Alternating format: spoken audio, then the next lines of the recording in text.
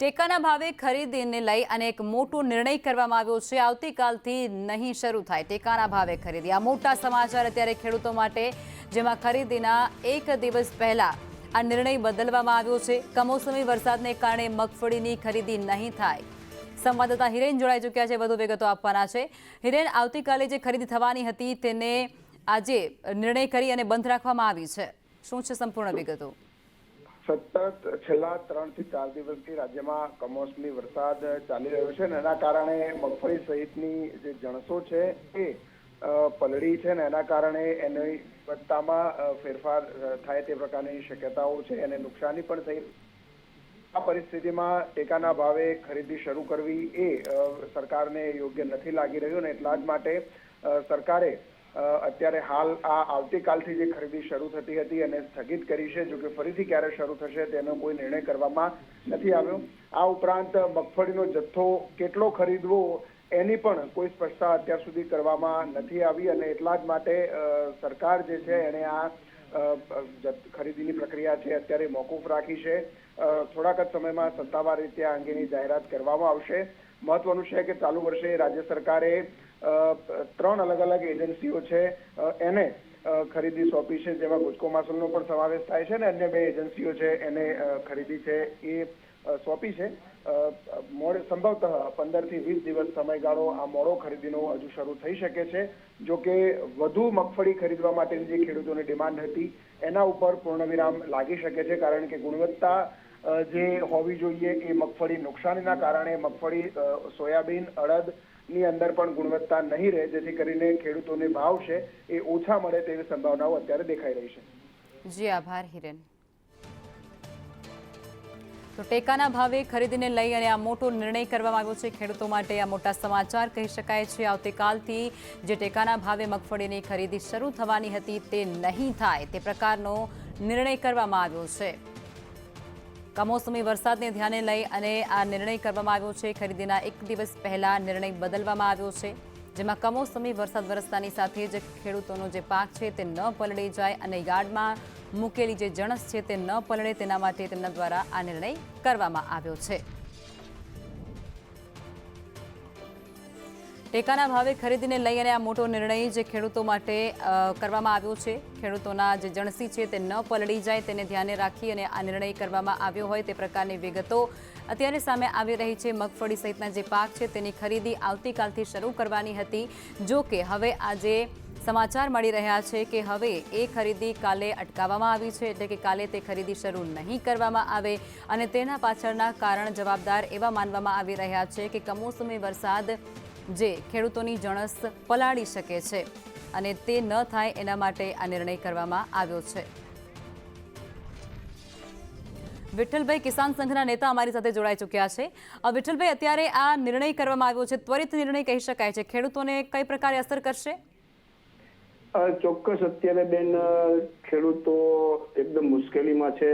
ઘણા બધા વિસ્તારોની અંદર મગફળી હજી ખેતરમાં છે, ક્યાંક અમુક વિસ્તારની અંદર મગફળી ખેડૂતોએ પોતાના ઘરમાં પણ એટલે કે લણી લીધી છે। અત્યારે માર્કેટ યાર્ડની અંદર વ્યાપક પ્રમાણમાં મગફળી આવી રહી છે અને ખેડૂતોને લગભગ 900,000 રૂપિયામાં આ ખેડૂત લૂંટાઈ રહ્યો છે।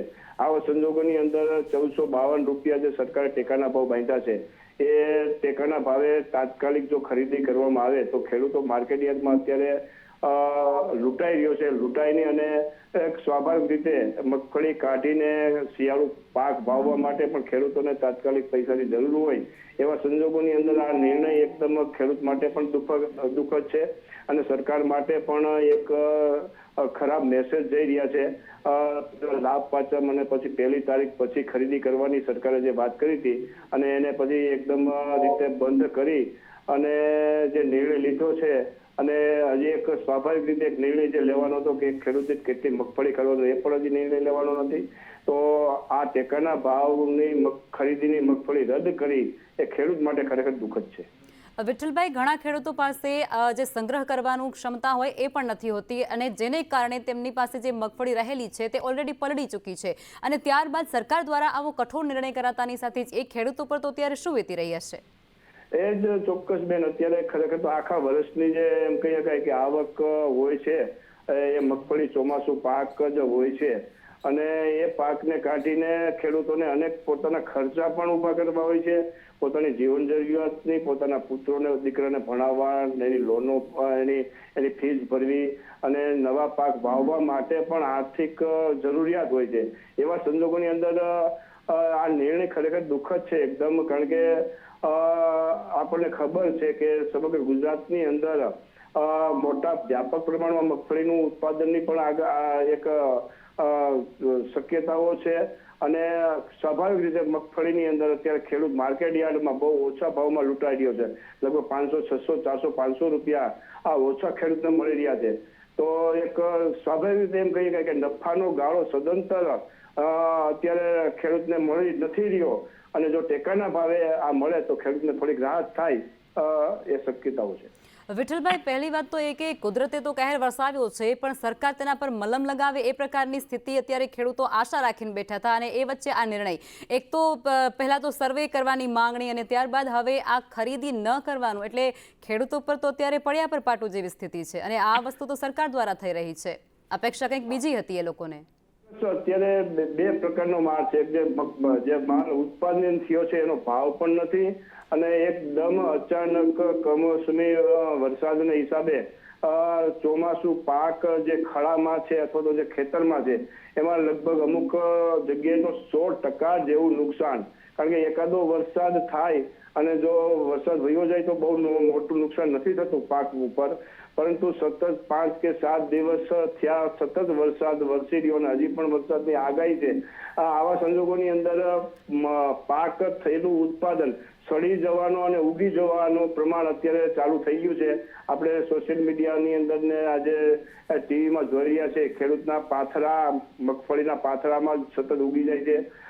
કપાસમાં પણ અત્યારે જીંડવામાં ભરાયેલો કપાસ પણ ઉગી રહ્યો છે, ડાંગર એકદમ સડી રહી છે. આ સ્થિતિની અંદર સરકારે કોઈ પણ પ્રકારના આવા એમ કહી શકાય કે જે સર્વેના ડિંડક થી દૂર રહી અને સાર્વત્રિક ખેડૂતોને મદદરૂપ થઈ શકાય એ રીતે પ્રતિ હેક્ટર જે જમીન ધરાવતા હોય, કારણ કે સ્વાભાવિક રીતે અત્યારે પ્રતિ હેક્ટર જે ધિરાણ લે છે, પાક ધિરાણ ખેડૂત લે છે, એ લગભગ હેક્ટરે 1.25 કરોડ રૂપિયા મંડળી અને બેંક એને ખર્ચના, એટલે કે મગફળી કે કપાસ ઉત્પાદન કરવાના ખર્ચના આપતા હોય છે. તો સ્વાભાવિક રીતે એટલું તો નુકસાન છે. એ સિવાય પણ ખેડૂતને એ ઉપરાંત જે નફો હોય છે એ સદંતર નફા સહિત 1.25 લાખ રૂપિયા એટલું પ્રતિ હેક્ટરે નુકસાન થઈ રહ્યું છે. એ સંજોગોની અંદર સ્વાભાવિક રીતે વધારે 22,000 કે પ્રતિ હેક્ટર એવું સહાય કરવી એ ખરેખર નગણ્ય છે અને મશ્કરીરૂપ છે. અને વ્યાપક પ્રમાણમાં જયારે કુદરતી આફતો આવે ત્યારે સરકારે ખેડૂતને મદદરૂપ અને ખેડૂતને ટકાવી રાખવા માટે એક બળવાન પેકેજ આપવું જોઈએ એવી મારી માગણી છે. બિલકુલ વિઠ્ઠલભાઈ, આપ જોડાયા તે બદલ આપનો આભાર. અને હવે અમારી સાથે આ જ મુદ્દે આર કે પટેલ જોડાઈ ચૂક્યા છે, જેઓ પણ કિસાન સંઘના નેતા છે. જે અત્યારે સ્થિતિ સર્જાય છે, એટલે કે બધાને એવું હતું કે સરકાર જે છે તે ખેડૂતો માટે સુવિધા કરશે, પરંતુ આ નિર્ણયથી એવું લાગી રહ્યું છે ખેડૂતો માટે દુવિધા સર્જાય છે. આપનું શું કહેવું છે? છેલ્લા 3 દિવસથી પ્રકૃતિ ખેડૂત ઉપર બરાબર રોકી હોય એવું દેખાય છે. હજુ પણ 2 દિવસ સુધી આગાહી કરી રહ્યા છે કે ભાઈ હજુ પણ વરસાદ આવવાની સંભાવના છે. કેટલાક ધારાસભ્યશ્રીઓએ પણ સરકારશ્રીને વિનંતી કરી અને એના ભાગરૂપે ગુજરાતની અંદર અત્યારે સર્વે પણ ચાલી રહ્યો છે, પરંતુ ક્યાંક તંત્ર થોડું ઊંચું ઝડપ્યું છે. તંત્રને વારંવાર ખબર છે કે ભાઈ 1 તારીખે આપણે ખરીદી કરી શકવાના નથી. સરકારે 1 તારીખે પરિપત્ર કર્યો તો 2 દિવસ પહેલા અથવા થોડાક સમય પહેલા સરકારના તંત્રએ જાગૃત થઈ અને જણાવવા જેવું હતું ખેડૂતોને કે ભાઈ અમે 1 તારીખથી ખરીદી નહીં કરી શકીએ. રહી વાત સતત મૂંઝવણની અંદર, ખેડૂત મૂંઝાતો જ રહ્યો છે. કેટલાક ખેડૂતોને એવું હતું કે ભાઈ 1 તારીખે સરકાર પરિપત્ર કર્યો તો કે 1 તારીખથી ખરીદી કરવાના હતા, તો ખેડૂતોએ એ પણ તૈયારી કરી હોય કે ભાઈ આપણે ખરીદીની પ્રક્રિયા ચાલુ થશે તો આપણે કેવી રીતે તૈયાર રહીએ. એક બાજુ સતત વરસાદ વરસી રહ્યો છે. આ બધી જ મૂંઝવણની અંદર ક્યાંક ના ક્યાંક તંત્રની બેદરકારી સ્પષ્ટ દેખાઈ રહી છે. એટલે સત્તાવાર રીતે હજુ પણ સરકારે જાહેરાત નથી કરી કે ભાઈ અમે 1 તારીખથી સરકારી ખરીદી નહીં કરી શકીએ એમ. એટલે ક્યાંક તંત્રની ઉણપ ખરેખર દેખાઈ રહી છે. હજુ પણ વિનંતી છે કે તંત્ર દ્વારા સત્તાવાર જાહેરાત થાય કે ભાઈ અમે 1 તારીખે ખરીદી નહીં કરીએ અને ક્યારે ખરીદી કરશું એની પણ સત્તાવાર જાહેરાત થાય અને કેટલી મગફળી ખેડૂતને લેવાના છે એની પણ સત્તાવાર જાહેરાત થાય, જેથી કરીને ખેડૂતને થોડોક હાશકારો અનુભવીશું. જી બિલકુલ, આપ જોડાયા તે બદલ આપનો આભાર. તો ટેકાના ભાવે ખરીદીને લઈ અને આ મોટા સમાચાર અત્યારે જે મળી રહ્યા છે, જેમાં કિસાન સંઘના જે નેતાઓ છે તેમના દ્વારા પણ એવું કહેવામાં આવી રહ્યું છે કે સરકાર જે છે તેમનો આ નિર્ણય એ ખૂબ જ વ્યાજબી ન કહેવાય, કારણ કે જે ખેડૂતો પોતાના જે પાક છે, જે પોતાની જણસ છે, જેને વેચવા માટે જવાના હતા, જેમને તમામ તૈયારીઓ કરી લીધી હતી, તેમની મહેનત પણ ફરી એકવાર પાણીમાં જાય તે પ્રકારે લાગી રહ્યું છે અને સરકાર હજુ પણ સત્તાવાર રીતે એ જાહેરાત કરે કે ક્યારે ખરીદી કરાશે, કેટલું ખરીદી કરાશે.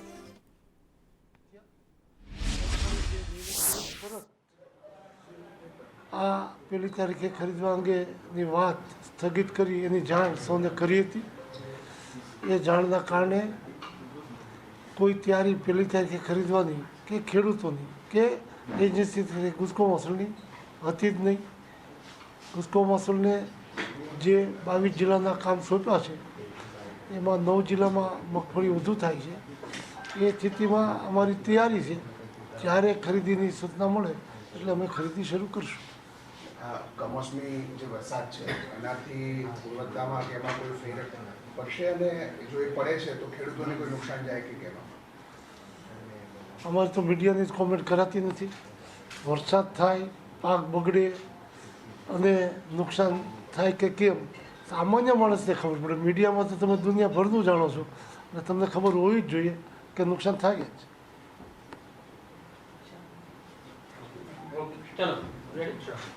સાહેબ, સેન્ટ્રલ વોટર કમિશનના આંકડાઓ મુજબ છેલ્લા 5 વર્ષથી વાવાઝોડું, કમોસમી વરસાદથી રાજ્યને દર વર્ષે લગભગ 1100 કરોડનું નુકસાન થઈ રહ્યું છે. ક્લાઇમેટ ચેન્જથી થતા નુકસાનમાં શું કરી શકાય? ખેડૂતોને ક્લાઇમેટ ચેન્જથી કેટલા પ્રમાણમાં નુકસાન થઈ રહ્યું છે? નુકસાન ક્લાઇમેટ ચેન્જ જે છે એ દુનિયાનો સવાલ છે, વિશ્વ ઉપરની અસરો છે અને આવી અસરોને ખાળવા માટે જનતાએ સરકાર સાથે મળીને જે વૃક્ષારોપણથી માંડીને કુદરતી જે સૃષ્ટિ છે એને બચાવવા માટે સામાજિક સંસ્થાઓ દ્વારા થતા પ્રયાસોને લઈને અને ગ્લોબલ વોર્મિંગમાં કેવી રીતે બચાય એ વિશ્વ કક્ષાએ જે ગાઈડલાઈનો પડી છે એના અમલીકરણ માટે સરકાર સાથે સમાજ જોડાય ત્યારે આપણે એમાંથી બચી શકીએ. સર, ખેતી તો આજ મુદ્દે પાલભાઈ આંબલિયા અમારી સાથે જોડાઈ ચૂક્યા છે, કોંગ્રેસના વરિષ્ઠ નેતા છે. પાલભાઈ, કઈ રીતે જુઓ છો આ નિર્ણયને સરકારના આપ?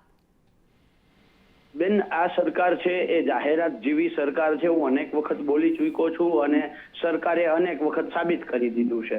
હમણાંની જ 2 ઘટનાઓ, એક કમોસમી વરસાદ અને એનો સર્વે અને અત્યારે આ ટેકાના ભાવ વાળું. બેન, ટેકાના ભાવમાં રાજ્ય સરકારને ખબર નહોતી અને પરિપત્ર તો કરી દીધો હતો કે 1 તારીખથી ખરીદી કરવાની છે.